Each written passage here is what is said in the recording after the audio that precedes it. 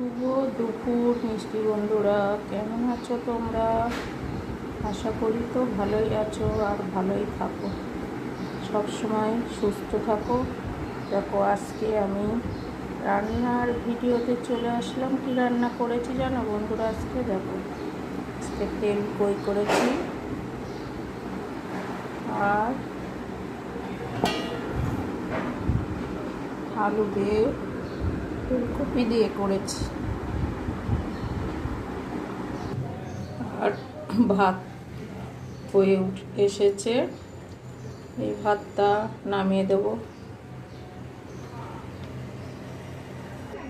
জগদ্ধাত্রী পুজোর প্রস্তুতি চলছে, দেখো, দেখেছো? জগদ্ধাত্রীটা একটু বড় করেই হয়। তাহলে বন্ধুরা, টাটা, ভালো থেকো, সুস্থ থেকো। কী করলে তোমরা জানিও বন্ধুরা।